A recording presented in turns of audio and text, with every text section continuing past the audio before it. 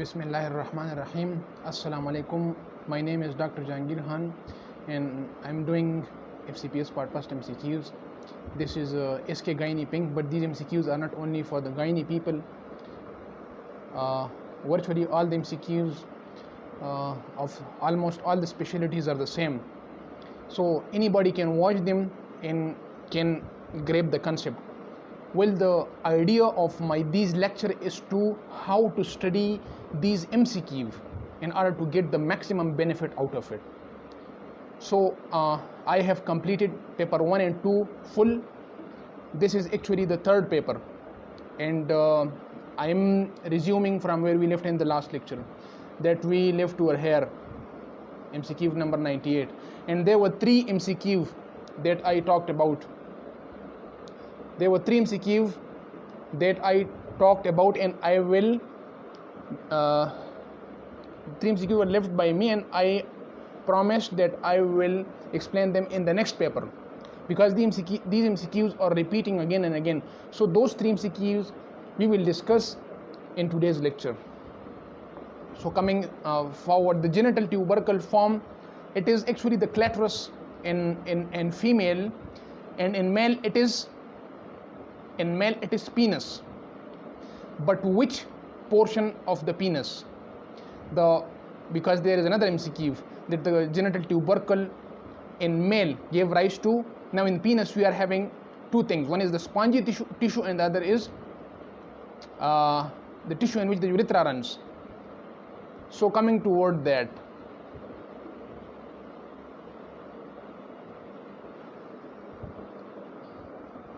so this is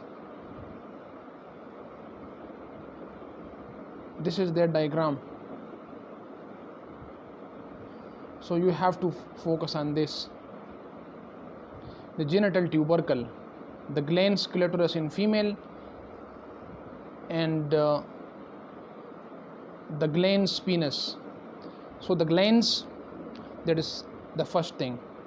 And you see, under the effect of estrogen and under the effect of dihydrotestosterone. So actually you are doing a smart study, and you are actually gaining a lot of MCQ just from one MCQ. So under the effect of estrogen and under the effect of dihydrotestosterone. So the genital tubercle into glans clitoris and into glans penis. Then the genital tubercle over here is the corpus cavernosum and spongiosum both. Corpus cavernosum and spongiosum both. The urogenital sinus, the derivatives of that, the urogenital folds, and the labioscrotal swelling. These must be kept in mind. And in order for the long-term memory, you have to keep this thing in mind. This thing goes into the penis and the clitoris. There's the swelling on the both sides. The swelling on the both sides. They form testes in males and the labia majora in female. But the labia minora is not from the labioscrotal swelling. That is from the urogenital folds on the both sides. The folds, you see, the fold form a thin membrane. That thin membrane is actually called the labia minora. So you have to keep this diagram in mind. And labioscrotal swelling, you can remember. The fold, you can remember. The genital tubercle, you can remember, and you can do indirectly a lot of MCQs from this. So coming back toward our main, so over here, clitoris, folds, the urogenital folds, labia minora, labioscrotal swelling, labia majora, and scrotum. Coming down, fat necrosis occur in acute pancreatitis. Simple. Fatty acid oxidation is held by already discussed in details, but over here the option is biotin, and thymine for carbohydrate, and pyridoxine for proteins. Coming next, which of the following is associated with toxoplasmosis? Now, if you see, it is parasite as well as it is protozoan, but it is not helminth. For the helminth, the criteria is it must be extracellular in most of the cases. Where the toxoplasmosis is intracellular, so helminth is out. Now there is a tie between parasite and protozoan, but you have to pick protozoan because the portion is superior as compared to the group. The portion is superior to the group. So protozoan, if protozoan is not an option, then parasite. Coming next. Now this is a very important MCQ regarding the person lose water while sweating and he is replaced with the plain water. What will happen? So there is a video of 4 to 5 minutes, that is fcps part first, controversial MCQs, in which I have done all the MCQs of fluid. Over here there is a little confusion. That is isotonic. If the question says that it is replaced with isotonic, then the answer should be it increases only the extracellular fluid. The isotonic increases only the extracellular fluid volume. It does nothing with the tonicity, with the osmolarity. It only increases the extracellular fluid volume. But there is a printing mistake. The actual MCQ is it is replaced with plain water because plain water is hypotonic. But you have to keep the eyes up, the brain open during exam, so that you can pick the right option. So the increase in intracellular fluid volume is on the top. Increase in the intracellular fluid volume is on the top, and I have explained that how it increases the ICF volume in my that video on my channel, that is by the name of fcps part first, controversial MCQs. So the increase in ICF volume is on the top. If that is not in the option, then second is decrease in osmolarity of the intracellular fluid is the next best option. If that is also missing, the third is increase in the ECF volume. If that is not in the option, then the next is decrease in the ECF osmolarity. Most common complication of diabetes mellitus is dry gangrene, but diabetic foot is an example of wet gangrene. It looks a little confusing, but it is. CPSP will confuse you. Most common complication is dry gangrene, and diabetic foot is an example of wet gangrene, because diabetic foot means dry gangrene plus infection. Coming next, which of the following is associated with potent opsonin? C3b, already discussed previously. It is the potent opsonin. Opsonin mean engulfment of bacteria in foreign bodies by the neutrophil and macrophages. So what the C3b does, it attaches to the antigen all around, and the C3b then asks the neutrophil or macrophages to eat it. While eating the C3b, the macrophages and neutrophil also eats what? The foreign body. So it is opsonin. Tumor caused by Epstein-Barr virus. Now Epstein-Barr virus is notorious for Burkitt lymphoma, African Burkitt lymphoma, but that option is missing, so you have to pick the nasopharyngeal carcinoma. Coming next, female of middle class has cervical lesion. What it can be? So it is herpes simplex, human papilloma virus. It is human papilloma virus, HPV. But in high class, the cervical lesion, it is least likely, because of they are giving you the clue that high class there is vaccination. In developed countries they do vaccination human papilloma virus. So in middle class or developing countries, the answer is human papilloma virus. Which human papilloma virus causes cervical cancer? Which species? 16 and 18. I think 16 and 18. And which area has a high risk of cervical cancer? Is it endocervix or ectocervix or transformation zone? The answer is transformation zone. Which of the following is associated with toxoplasma? Again, protozoal infection. It is protozoa. If that is not an option, the answer is then parasitic. What is not present in dermis? melanocytes are present in the epidermis. They are not present in the dermis. The other two are present in the dermis. Dysarthria. What is dysphagia and what is dysarthria? Dysarthria mean for a word that I produce, there will be a specific sequence of my tongue vibration, of my larynx vibration. If I am producing a sentence that this is book, so the series or the sequence of vibration of all the tongue and the larynx, they occur in a different sequence as compared to this is pen, the pen in book. So if I am uttering a word book, a different series of a pattern, the pattern which is stored in the brain, that is stimulated, that produces book.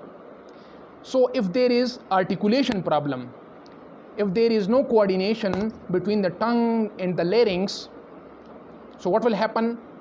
There will be dysarthria.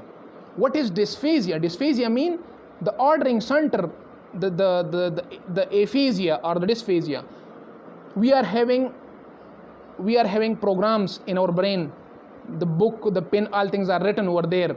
Our brain chooses that, and then that brain orders the cerebellum, and then the cerebellum then give the message to our these areas to produce a word in a specific order. Now, if you are having problem in the word formation, the ordering is right, but you are having a problem over there, aphasia. But you are having problem in the cerebellum. It can produce, it can understand, it can send messages, but it cannot produce that coordination. So this is dysarthria. Cerebellum, dysarthria. Aphasia, dysphagia, brain, cortex. Coming next. Which are the following activate central and peripheral chemoreceptor for respiration? The central chemoreceptor mainly is, if there is CSF H positive, choose that. If there is CSF H positive, choose that. If that is not an option, then the next thing is CO2. Why? Because the CO2, it combines with the water inside the CSF. So it produces H plus, it produces H2CO3. Which dissociates into H plus and HCO3 negative. So this is the H plus which stimulates the central chemoreceptor. So the increase in PCO2, increase in hydrogen ion, CSF hydrogen ion. If that is not an option, then the next is increase in arterial PCO2. If that is still not an option, then decrease oxygen, hypoxia. Coming toward the next, which of the following is associated with the third ventricle? Now this is bounded laterally by medial portion of 2/3 of the thalamus. The ventricle, it has got anterior portion and posterior portion. The posterior portion is laterally related to the medial portion of thalamus. The posterior 2/3 and the interior 1/3 of the third ventricle. Suppose I am making a third ventricle. This is your third ventricle, and this is divided into two parts. The posterior 2/3, this is posterior 2/3, and this is the interior 1/3. The posterior 2/3, it is related to, this is suppose the thalamus. The medial portion, this is the medial portion of the thalamus. So similarly on the opposite side, this is the thalamus. The medial portion of the thalamus.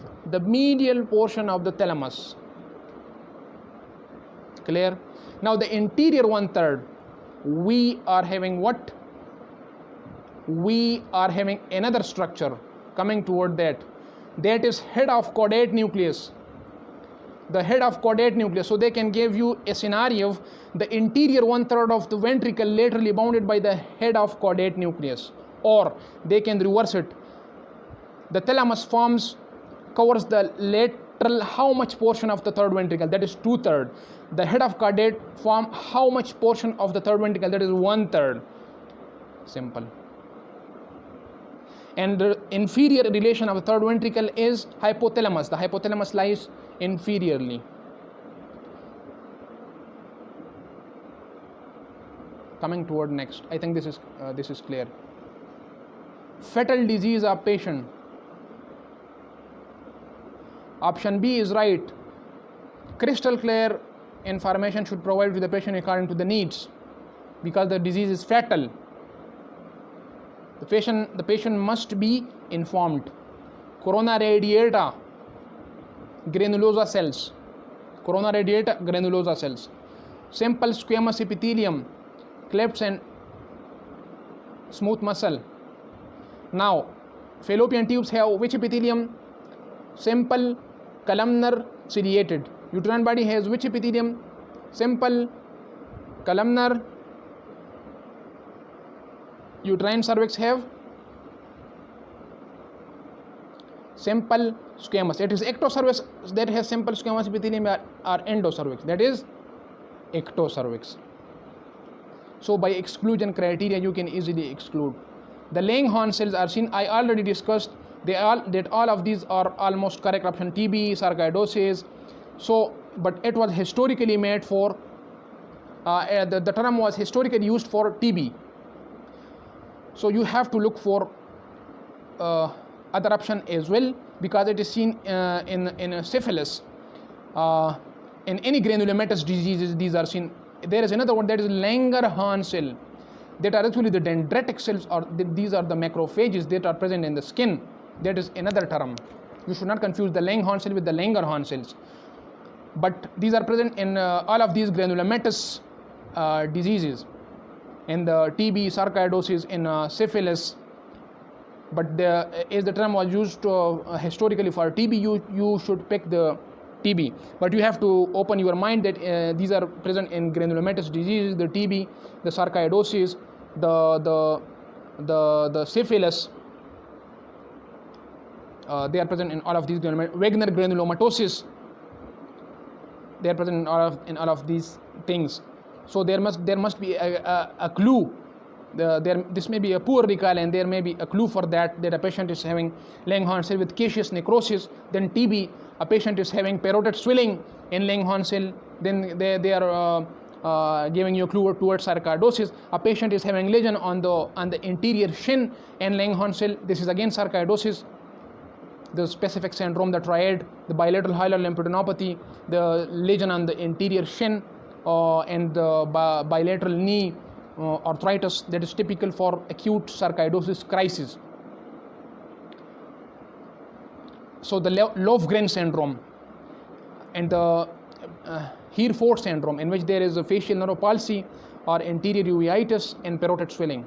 So they will give you a clue toward that. Like they will say a patient is having Langhorne cell, and in the past there was a lesion on the tip of the penis, giving you a clue toward the syphilis. And they can give you a patient is having flat nasal bridge and Langhorne cell toward Wegener granulomatosis. Coming toward next, female presented with shock, history of abortion by dye, laparotomy, large hematoma or ligament formed by uterine artery. This is actually uterine artery, because uterine artery supplies the mainly the uterus, and the patient is in shock. So which type of shock is this? This is actually septic shock, and they actually use the unhygiene environment and use the instruments or whatever utensil that is not hygienic. So they manipulate, they goes into the uterus from inside, and then they do what? They erode inside the uterus. So there is a chance of perforation. We have seen a lot of cases with perforation. There are chances of septic shock, and the artery over here is uterine artery. Coming next, the cause of death and gas gangrene is, this is actually toxin, exotoxin. This is toxic shock. So coming next,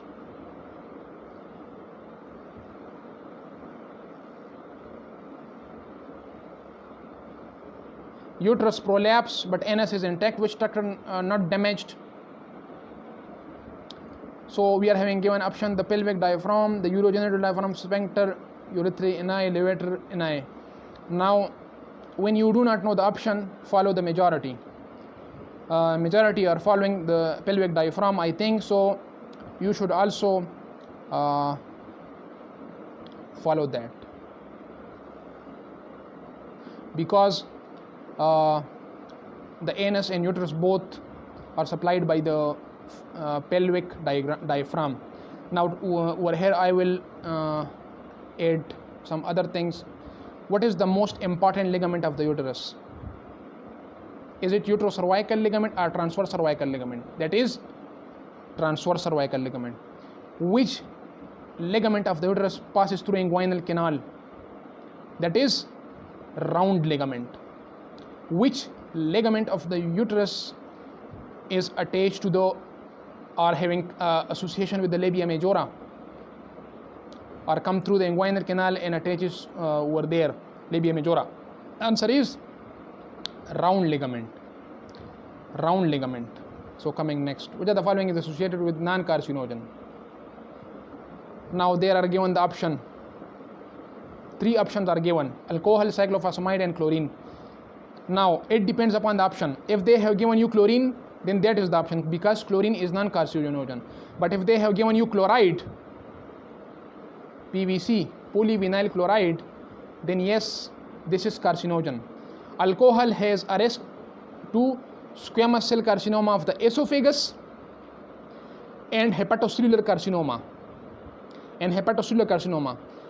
But there are other MCQs in which the alcohol is the answer, because all other answers are related to the carcinogens. They are carcinogen, are related to cancer.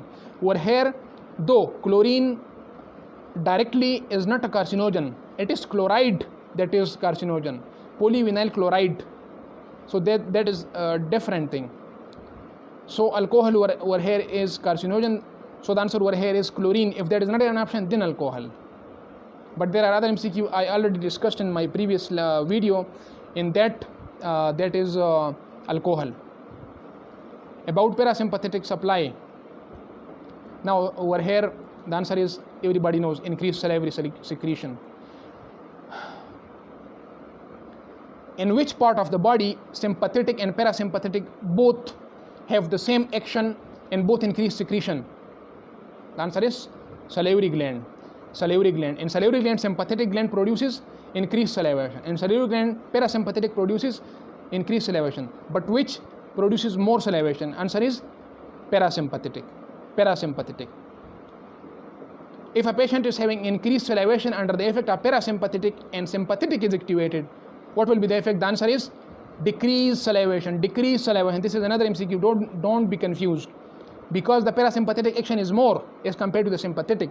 So if there is a parasympathetic activity and you activate the sympathetic, so the parasympathetic become less. So if there was increased salivary secretion, now there is decreased salivary secretion. So compared to previous, there is decreased salivation. But if there is no initial parasympathetic activation and there is direct sympathetic activation, that will increase what? Salivary secretion. Parasympathetic action on the heart is decrease. Parasympathetic effect on the heart is decrease heart rate. If you cut parasympathetic supply to the heart, what will happen? Tachycardia or bradycardia?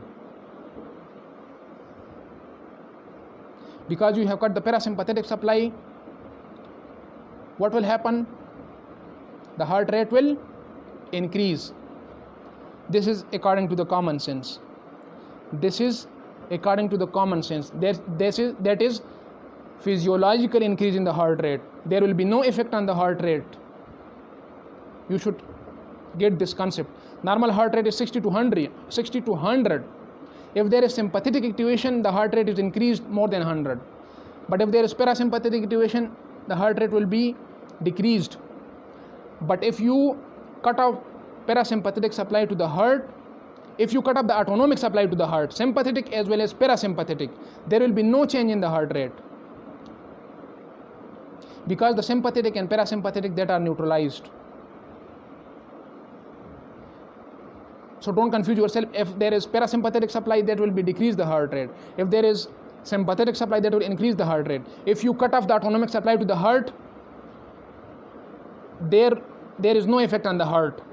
If that is not an option, then you should pick the increase in physiological heart rate. That is from 60, let's suppose the patient is having heart rate of 70, that is increased to 90.